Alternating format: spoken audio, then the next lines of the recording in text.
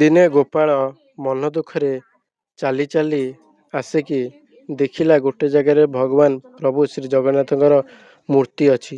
ସେ ମୂର୍ତ୍ତି ଆଗରେ କହିଲା କାନ୍ଦି କାନ୍ଦିକି, ପ୍ରଭୁ ନମସ୍କାର। ମୋ ପାଖରେ ତ ରଥଯାତ୍ରା ଆସିଲାଣି। ମୋ ପାଖରେ ତ ଟଙ୍କାଟିଏ ହେଲେ ବି ପଇସା ନାହିଁ। ମୁଁ ଗରିବ ଲୋକଟେ, କେମିତି ଯିବି ଆପଣଙ୍କ ରଥ ଦେଖିବାକୁ? ଆଉ ପୁରୀରେ କେତେ ଲୋକମାନେ ସବୁ ରଥ ଦେଖିବାକୁ ଯାଇଛନ୍ତି। ମୁଁ କେମିତି ଦେଖିବି ରଥଯାତ୍ରା? ମୁଁ ତ ଗରିବ ପିଲାଟେ, ମୋର ତ ବାପା ମା କିଏ ନାହାନ୍ତି। ଯଦି ଥାଆନ୍ତେ ମୋତେ ବୁଲେଇବାକୁ ଟିକେ ନେଇଯାଇଥାନ୍ତେ।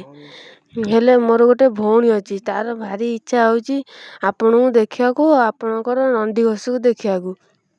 ସିଏ ଚାହୁଁଛି ଯେ ଆପଣଙ୍କୁ ଦେଖିବ, ଆପଣଙ୍କ ରଥ ଦଉଡ଼ା ଟାଣିବ। ହେଲେ ମୁଁ ଗରିବଟେ, ମୁଁ କରିବି କ'ଣ? ହେଲେ ମୋ କତିରେ ଟଙ୍କାଟିଏ ହେଲେ ପଇସା ନାହିଁ। ହେଲେ ମୁଁ କିଛି କରିପାରୁନି। ଲୋକମାନେ ଚାଲି ଚାଲି ତ ଆପଣଙ୍କ କତିକି ମୁଁ ଯାଇପାରିବି ନାହିଁ, କାରଣ ବହୁତ ଦୂର ଆପଣଙ୍କ ବାଟ। ହେଲେ ମୋ ଭଉଣୀ ଚାହୁଁଛି ଯେ ରଥ ଦଉଡ଼ି ଟାଣିବ, ଆପଣଙ୍କୁ ଟିକେ ଦେଖିବ ବୋଲି। ପ୍ରଭୁ ଆପଣ ଟିକେ ଆଶୀର୍ବାଦ ଆମକୁ କରନ୍ତୁ, ଆମ ଭାଇ ଭଉଣୀକି। ଆଉ ଆପଣ ଚାହିଁଲେ ଆମେ ଯାଇକି ପୁରୀରେ ପହଞ୍ଚି ପାରିବୁ। ଗୋପାଳ ମନ ଦୁଃଖରେ ଭଗବାନ ନିଜ ମନର ସବୁ ଦୁଃଖ ଜଣେଇକି ଧୀରେ ଧୀରେ ନିଜ ଘରକୁ ଯିବାକୁ ଆରମ୍ଭ କଲା। କାରଣ ଘରେ ତାର ଗୋଟେ ଭଉଣୀ ଥିଲା। ପ୍ରଭୁ ଜଗନ୍ନାଥ ସେ ମୂର୍ତ୍ତିରେ ଥାଇକି ସବୁ କଥା ଶୁଣୁଥାନ୍ତି। ହଠାତ୍ ଗୋପାଳ ଯିବା ବାଟରେ ଜଙ୍ଗଲ ପଡ଼ିଲା। ଜଙ୍ଗଲ ପାଖରେ ଗୋଟେ ନଈଟିଏ। ନଈ ଦେଇ ସିଏ ଯେତେବେଳେ ଯିବାକୁ ଆରମ୍ଭ କଲା, ବାଟରେ ତାକୁ ଗୋଟେ ସାଧୁ ଦେଖାଦେଲେ। ହଠାତ୍ ତାକୁ ଗୋଟେ ସାଧୁ ଦର୍ଶନ ଦେଲେ। ଗୋପାଳ ଧୀରେ ଧୀରେ ଚାଲି ଚାଲି ସାଧୁଙ୍କ ପାଖକୁ ପହଞ୍ଚିଗଲା।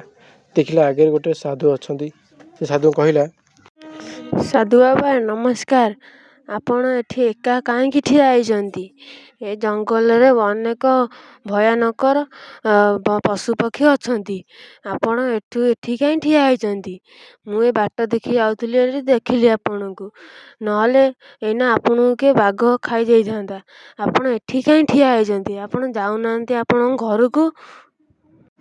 ସାଧୁ ବାବା ଆପଣ ତ ଜାଣିଛନ୍ତି ରଥଯାତ୍ରା ବହୁତ ପାଖକୁ ପଳେଇ ଆଇଲାଣି।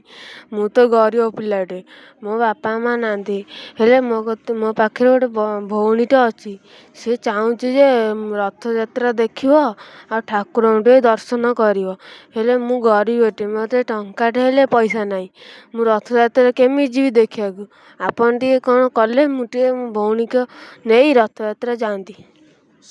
ପିଲାଟିର କଥା ଶୁଣି ସାଧୁ କହିଲେ, ବ୍ୟସ୍ତ ହୁଅନି ବାଳକ, ତମେ ସିନା ଯାଇପାରିନି ରଥ ଦର୍ଶନ କରିବାକୁ, କିନ୍ତୁ ମୋ ପାଖରେ ଗୋଟେ ଉପାୟ ଅଛି।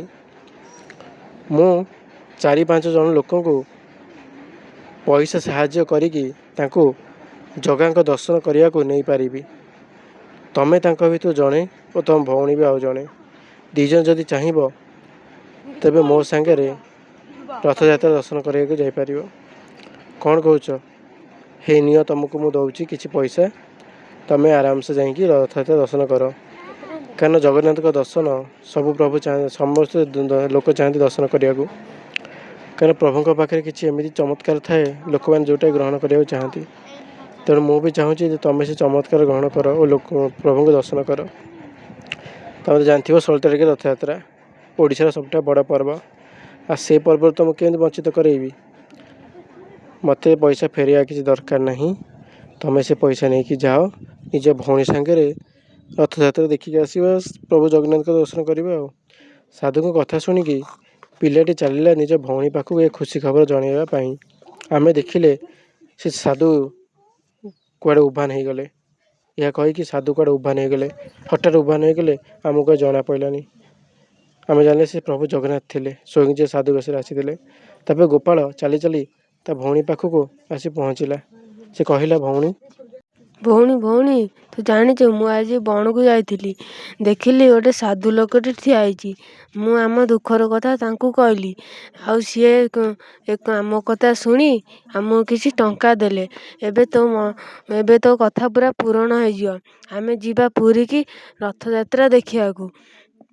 ଆଉ ତୁ ଠାକୁରଙ୍କୁ ଦର୍ଶନ କରିବୁ, ଅବଢ଼ା ଭୋଗ ଆଣିବା, ଖାଇବା ବସିକି ଘରେ। ଭଉଣୀ ତୁ ଏବେ ଖୁସି ତ? ଆମେ ପୁରୀକି ଯିବା, ସେଠି 2-3 ଦିନ ରହିବା, ଠାକୁରଙ୍କୁ ଦେଖିବା ଆଉ ଆସିବା, ପୁରା ମଜାମସ୍ତି କରିବା। ଭାଇର କଥା ଶୁଣିକି ଭଉଣୀ ଗୀତା କହିଲା, ଭାଇ ଯାହା ହଉ ତୋ କଥା ଶୁଣି ଟିକେ ଭଲ ଲାଗିଲା। ମୁଁ ସେ ଜଗାର ଦର୍ଶନ କରିବାକୁ ଚାହୁଁଥିଲି, କିନ୍ତୁ ଦର୍ଶନ କରିପାରିଲି ନାହିଁ। ଯାହା ହଉ ସେ ସାଧୁ ସ୍ୱୟଂ ଭଗବାନଙ୍କ ରୂପରେ ଆସିକି ଆମକୁ ଏତେ ବଡ଼ ସାହାଯ୍ୟ କଲେ। ଏବେ ଆମେ ଖୁସିରେ ଯାଇପାରିବା 2 ଜଣ ଭାଇ ଭଉଣୀ ଜଗାଙ୍କ ଦର୍ଶନ କରିବା ଓ ଗାଁ ଲୋକକୁ ବି କହିବା ଆମେ ଜଗାଙ୍କ ଦର୍ଶନ କରିକି ଆସିଲୁ ବୋଲି। ଭଗବାନ କେଜାଣି କେଉଁ ରୂପରେ ଆସି ସାହାଯ୍ୟ କରନ୍ତି, ସେଇଟା ଭଗବାନ ହିଁ ଜାଣନ୍ତି। ସେ ସାଧୁଙ୍କୁ ଥରେ ଦେଖା କରିବାର ଇଚ୍ଛା ଅଛି, କିନ୍ତୁ ମୋତେ ଲାଗୁଛି ସେ ସାଧୁ ନୁହନ୍ତି ବଲ୍କି ସ୍ୱୟଂ ଜଗନ୍ନାଥ ଆସିଥିଲେ, ଯିଏକି ଆମକୁ ସାହାଯ୍ୟ କଲେ। ହଉ ଭାଇ, ଯାହା ପଇସା ବ୍ୟବସ୍ଥା ହେଇଗଲା, ଏବେ ଚାଲେ ଆମେ ପ୍ୟାକିଂ କରିବା, କାରଣ 16 ତାରିଖ ଆଉ ଜମାରୁ 2 ଦିନ ରହିଲା। ତ ଚାଲ ଯିବା ଆମେ ଖୁସିରେ ପ୍ୟାକିଂ କରିବା। 2 ଭାଇ ଭଉଣୀ ତାପରେ ଖୁସିରେ ପ୍ୟାକିଂ କରିକି ବାହାରିଲେ ଜଗନ୍ନାଥଙ୍କ ଦର୍ଶନ କରିବାକୁ ରଥଯାତ୍ରାରେ। ସାଙ୍ଗମାନେ ଯଦି ଆପଣଙ୍କୁ ଭଲ ଲାଗିଥିବ ଭିଡ଼ିଓ, ଲାଇକ୍ ସେୟାର ସବସ୍କ୍ରାଇବ୍ କରିବେ। ହଁ, ଆଉ ଗୋଟେ କଥା, ଆପଣ ସମସ୍ତଙ୍କୁ ହାପି ରଥଯାତ୍ରା। ଆପଣ ଯାଆନ୍ତୁ ବୁଲିକି ପରିବାର ସହିତ ବୁଲିକି ଆସିବେ ରଥଯାତ୍ରାରେ।